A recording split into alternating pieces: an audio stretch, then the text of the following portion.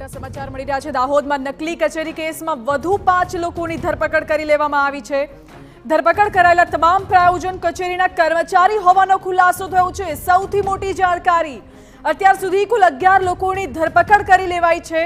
આપને જણાવી દઈએ કે આરોપીઓએ નકલી કચેરી દર્શાવીને સરકારી ગ્રાન્ટ મેળવી હતી। 18 કરોડ રૂપિયાની સરકારી ગ્રાન્ટ મેળવી સરકારને ચૂનો ચોપડ્યો હતો।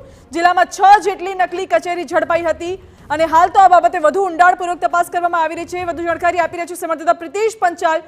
પ્રિતેશ, શું વધુ વિગતો મળી રહી છે અત્યારે? જી, દાહોદ જિલ્લાની અંદર જે 6 જેટલી નકલી કચેરીઓ જે માત્ર કાગળ પર ચાલતી હતી તે ઝડપાઈ પામી હતી। 18.59 કરોડથી વધુનો જે કૌભાંડ છે તે સામે આવ્યું હતું, જેમાં અગાઉ જે 6 જેટલા ઇસમોની ધરપકડ કરવામાં આવી હતી, જેમાં એક નિવૃત્ત આઈએએસ અને એક કાર્યપાલક એન્જિનિયર સહિત અન્ય જે કૌભાંડમાં સંડોવાયેલા હતા તેમની ધરપકડ કરી હતી। આજે વધુ પોલીસે 5 ઇસમોની ધરપકડ કરવામાં આવી છે।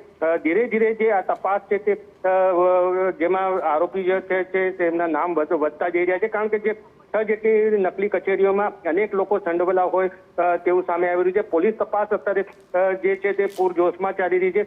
અલગ અલગ દિશામાં તપાસ કરવામાં આવી રહી છે। નકલી કચેરીની સાથે સાથે જે અબુ બકર અને સંદીપ રાજપૂતે જે 270 જેટલા જે કામો કર્યા હતા તેની પણ 400 પોલીસ કર્મચારીઓ અને સ્થાનિક અધિકારીઓ દ્વારા તપાસ કરવામાં આવી હતી। તેમાં પણ એવું સામે આવ્યું છે કે જે 270 પૈકી જે 80% જે કામો છે એ માત્ર કાગળ પર દર્શાવી અને નાણાં ઉપાડી લેવામાં આવ્યા હતા। ત્યારે વધુ હજી આજે દાહોદ જિલ્લા પોલીસ દ્વારા 5 જેટલા જે પ્રાયોજન અધિકારી કર્મચારીના ઓફિસમાં કામ કરતા કર્મચારીઓની ધરપકડ કરવામાં આવી રહી છે। જી પ્રિતેશ, બિલકુલ આભાર આપનો। એટલે કહી શકાય કે સરકારી અધિકારીઓ જ મળીને સરકારને કરોડોનો ચૂનો ચોપડ્યો છે। હજુ પણ અનેક સ્ફોટક ખુલાસાઓ થઈ શકે છે। નકલી કચેરી, નકલી કામો અને નકલી તમામ એ ડેમ છે, તમામ કામગીરી કાગળ પર દર્શાવી સરકારી ગ્રાન્ટ મેળવી હતી આરોપીઓએ।